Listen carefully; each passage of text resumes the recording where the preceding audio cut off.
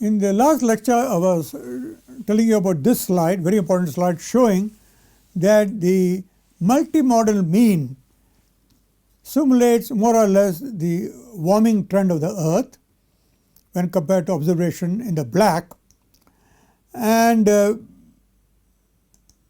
but it can go wrong in individual years, like years where there was a major eruption of volcano.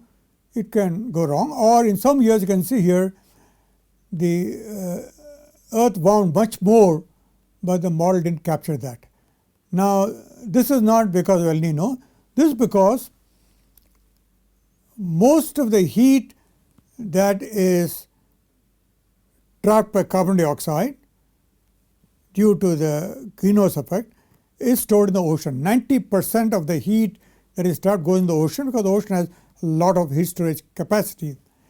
Now in some years that heat comes out in the Pacific Ocean through a phenomenon called El Nino in the Pacific. Okay? So if that heat comes out, then the temperature of the Earth increases in that 1 year. Okay? The model is not able to simulate that accurately because that is something happening in that 1 year, and in spite of all the wonderful progress we have had, we are still not very accurate in getting an estimate of where the ocean stores heat and how that heat ultimately comes out into the atmosphere. Okay? So don't trust the model for giving the right answer in any 1 year. Okay? For example, last year we had 1.5 degree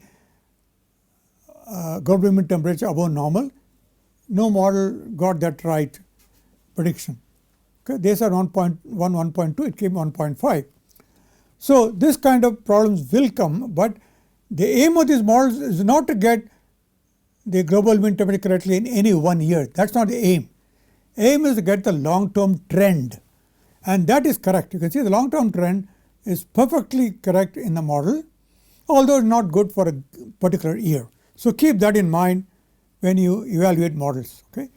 The same model, when you keep carbon dioxide as constant at 280 parts per million, shows clearly this is the simulation with carbon dioxide kept constant, okay, the so-called control run. Then the temperature doesn't change. It changes by 0.2 degree year to year, but long term there is no change. So this is the purpose of the model. The model was built to predict the trend in the temperature of the Earth over the next 100 years, and that trend is captured very nicely between 1960 and 2016. Okay? So that is the purpose of the model, and it serves the purpose correctly. But if we ask for any 1 year, it will not be right. Okay? So keep that in mind when you evaluate models. And this result I have shown many times, but I want to repeat it to remind you that if you include all the effect of volcanoes and CO2 increase, you get an increase. But if you only include volcano and solar variation, but not the CO2 increase, so-called natural forcing, then the model does not show that warming. So we can be very confident that the warming of the last 60 years was solely due to the increase in carbon dioxide. There is no doubt about that. Okay? In the last report of IPCC, they said very clearly that we are virtually certain that the warming we are seeing in the last 60 years is due to increase in carbon dioxide. Now you look at any one model, they are not that good. Here is an example of multi-model mean, various models. You can see there is one model which is getting 15, and there is another model getting 14, another model getting 13. So there are variations. Okay? And so some models don't tune it to 15. They let be there at 14 or 13, whatever. So for example, in this case, they are saying from a Hadley Center observation, the global mean is 14. Okay? I would actually assume 15, but that depends on which temperature you are talking about. Are you talking about skin temperature of the Earth or temperature at the height of the where the measurement is made, about 2 meters. So that also depends on that. But the key point to understand that various models give various temperatures. Not all of them agree with what observations are given. Okay. So global mean surface temperature differs substantially from observation and each other. Okay. The other problem the models have is we look at the spatial pattern.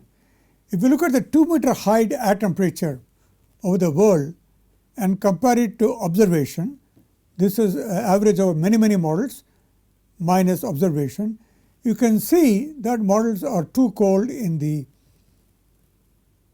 Arctic and Antarctic and in many oceans, and in some oceans, parts of the ocean, they are too warm also. Okay. So there are problems in the model in terms of not global mean temperature, but local temperature. Okay. So you don't expect the model to give you the right value of a local temperature because that is governed by many factors. Not all of them are correctly modeled. Okay. So you must be aware of the generally cold bias in ocean models and a warm bias near the coastline. Okay. This problem has not yet been resolved. This is partly due to model resolution. Right near the coast, cold water from the depth of the ocean comes up, is called upwelling. Okay. It comes out here, right here. Now to simulate that correctly, you need a model resolution of about a kilometer because these upwelling regions are very narrow. Okay. So if you don't have a resolution to capture the intensity of the upwelling, you will not get the right temperature. Okay. So this problem is there, it's not easy to solve, but the global mean is correct. Now the other thing which is not so good is what was pointed out recently about the trend. Forget about the actual value on one day, you don't worry about it. You want to know the trend over the last 40 years, which is what's shown here. This is the observed trend in the sea surface temperature. This is the model, multi-model mean. Okay. It is much lower than the observed, especially in the southern hemisphere. Okay. And in the Atlantic Ocean. So this is a serious issue because a model is not showing the warming that is seen in the observation by satellite data. They are very accurate. Model is showing much less warming. Okay. So we don't know the precise reason. Could be due to ice melting processes or mixing in the ocean. So many possibilities are there, but the trend in ocean temperature does not follow what is observed.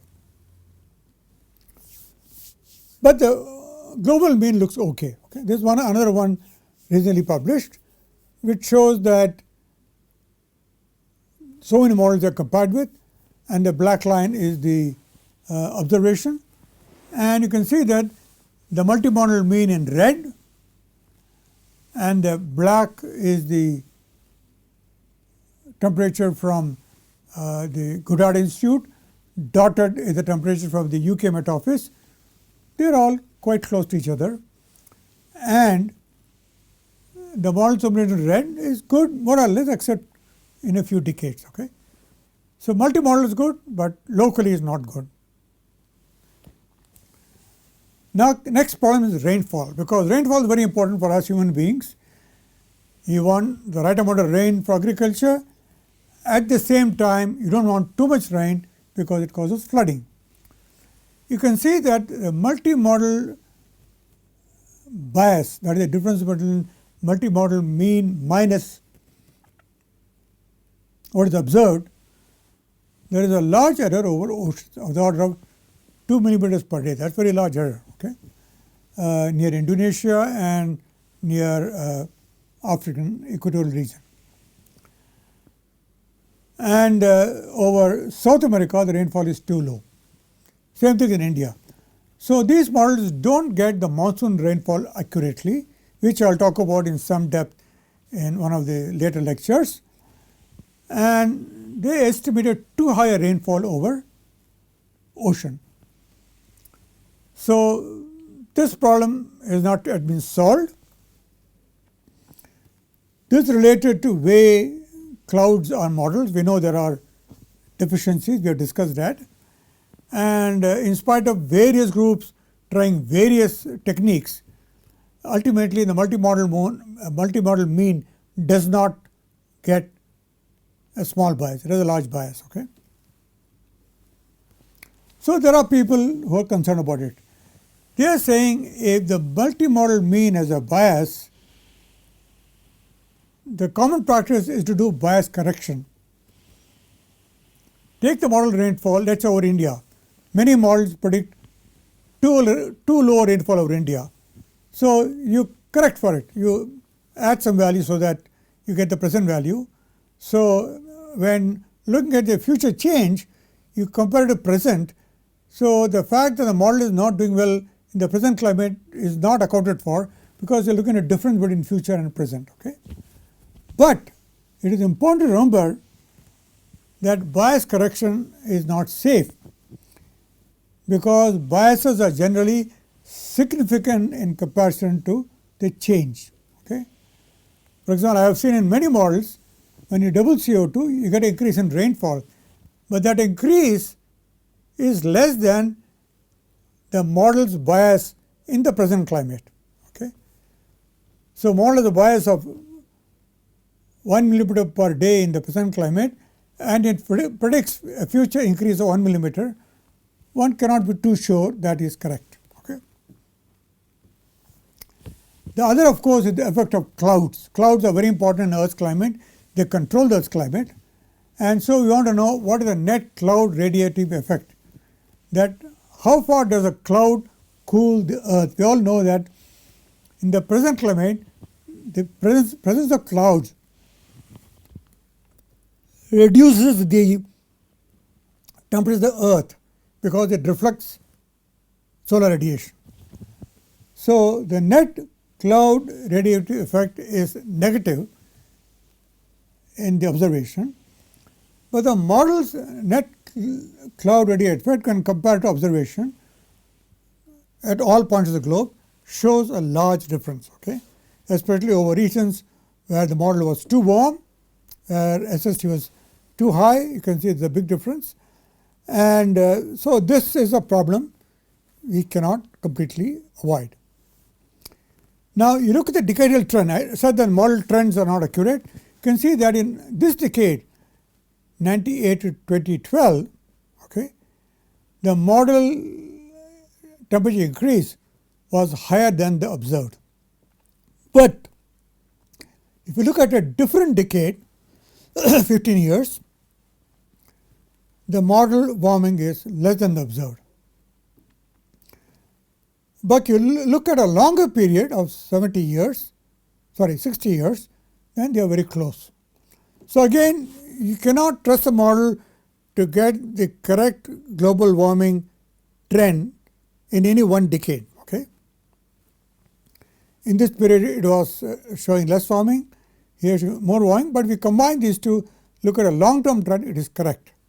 So you must realize that models are not, suppose a model says the next 10 years the temperature will go up by 0.2 degrees. Okay, you cannot be 100% sure because within the model you can see there is a large spread right here.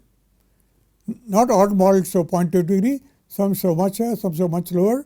So there is a spread among models, plus our confidence in the models to predict the warming the next decade is not very good. But we are sure about what will happen in the next 100 years.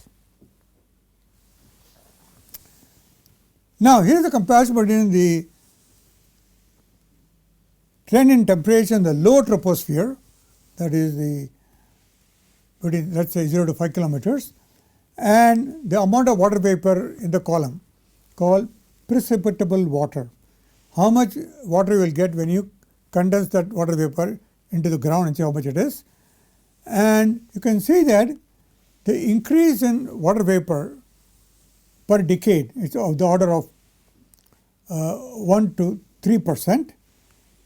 It follows the increase in tropospheric, low tropospheric temperature of the atmosphere.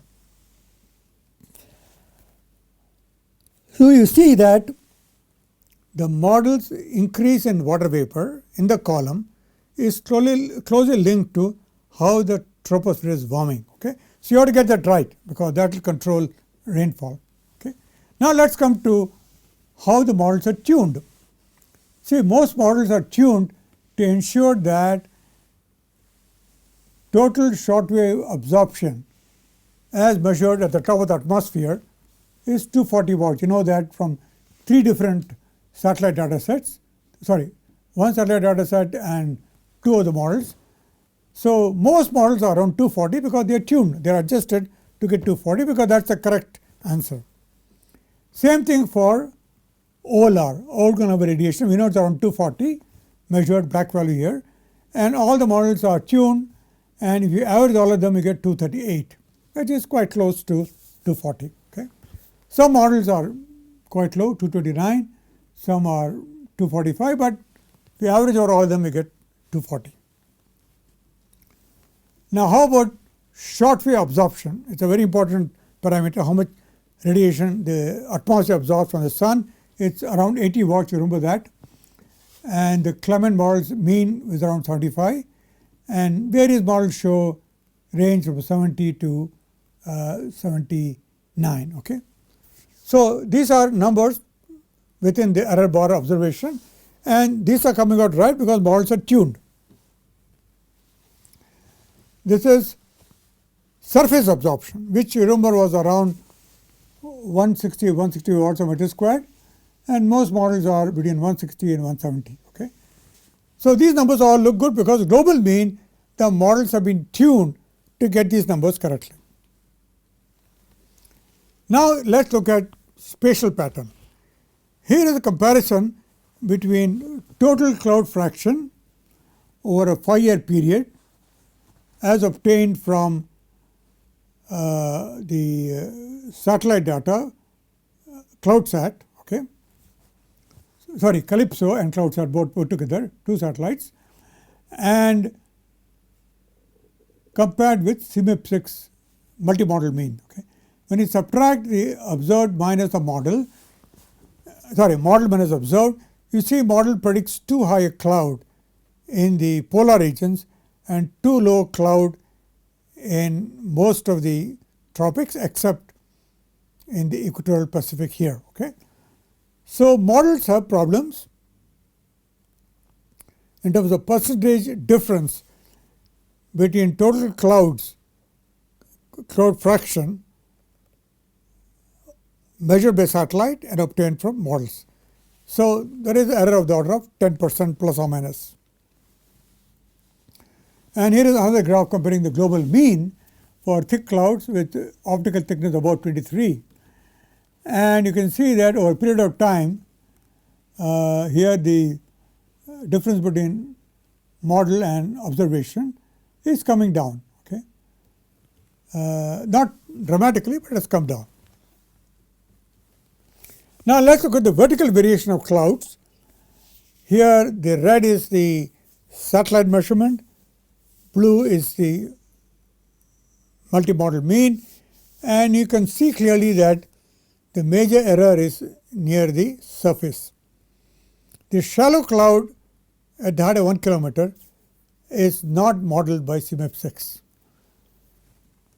You can see clearly that this is the global, this is the northern hemisphere, mid latitude, this is the entire region 20 to 50 north, this is the tropical region.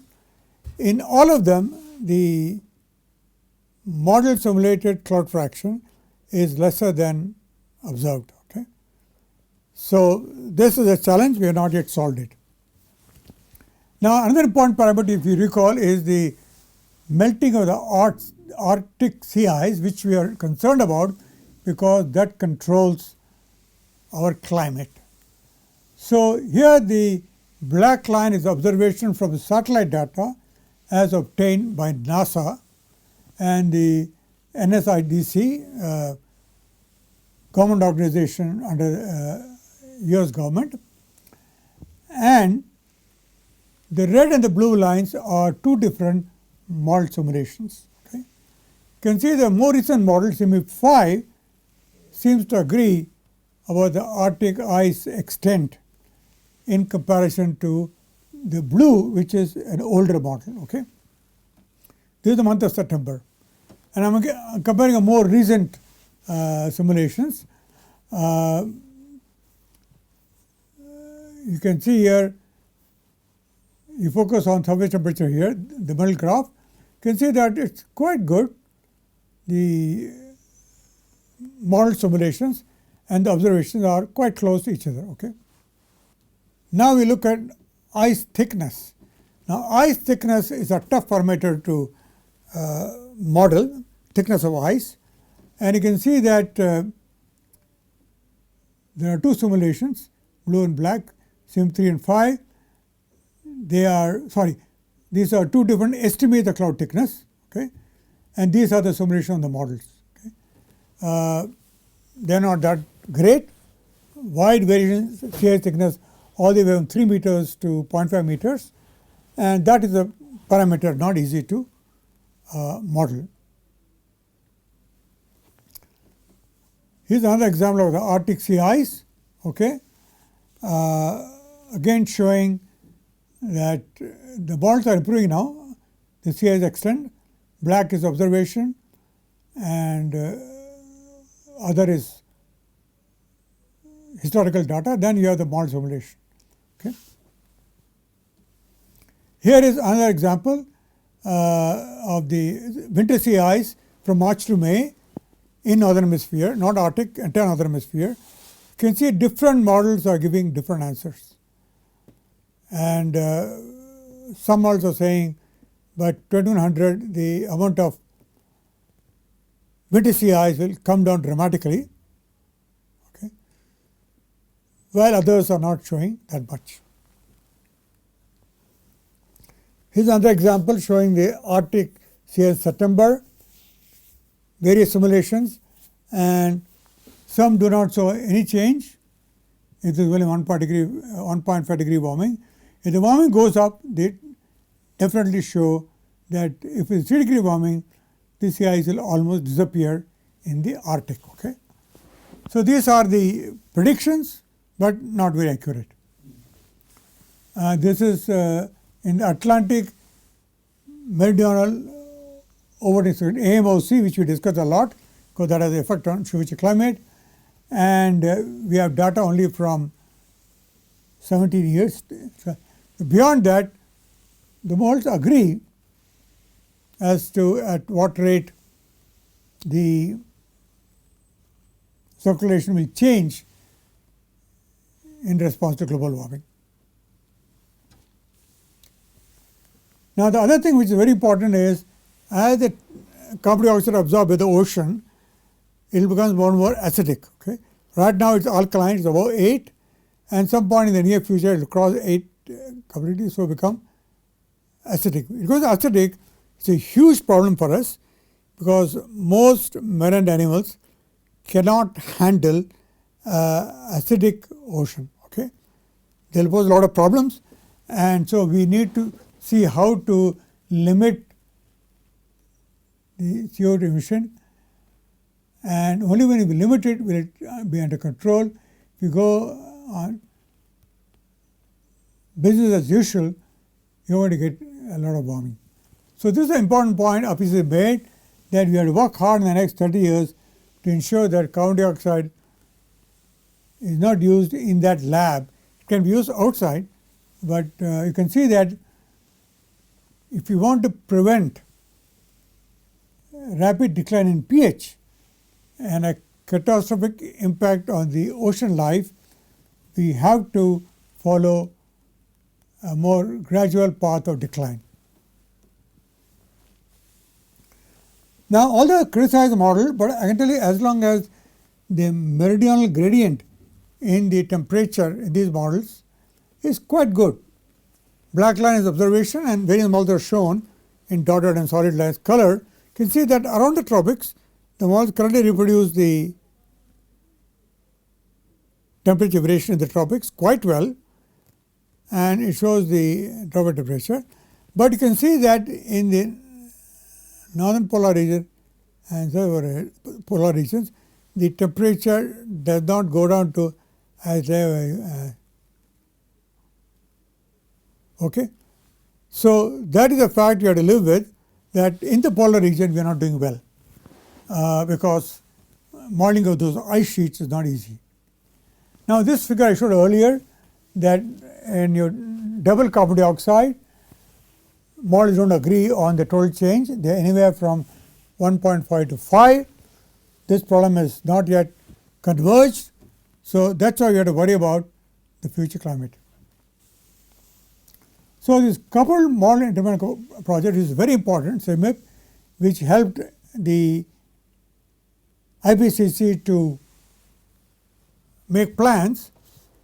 So these models are very important. They still have bias over the ocean. For example, here's a comparison of June, July, August SST between CMIP 5 simulation and CMIP 3 simulations. And you can see a large difference here. And over Indian Ocean especially. And this problem has to be fixed before you can trust the simulation over Africa. Okay, so this figure I already shown you, I will not repeat the figure. Now here is a comparison between cloud thickness in the top figure, observation, old model, new model, and provide a simulation in which liquid water path, that's very important, how much liquid in your path, how much is that? So we know it's about not so good for liquid water path, even the color is not matching.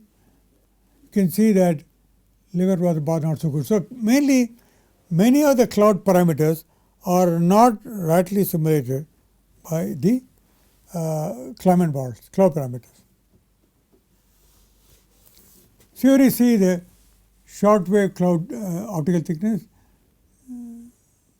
short wave radiative effect, and the mean water vapor content. Now here is the comparison between total cloud amount by a group which compared ISCP and 32 GCMs over a period of 20 years, and you can see that total cloud amount is 71 in the observation, in the model is 57, huge difference. Okay, so this is a problem for any model, and same thing with low cloud amount, much worse. The low cloud amount is too low in the polar latitudes as comparison to observation. Okay, and even in the tropics, the low cloud is too high. Okay, tropics is too high, tropics is too low, and in the higher latitude, the model is giving much lower cloud. So this problem is there, which is still being resolved, and I'll continue discussion in the next lecture.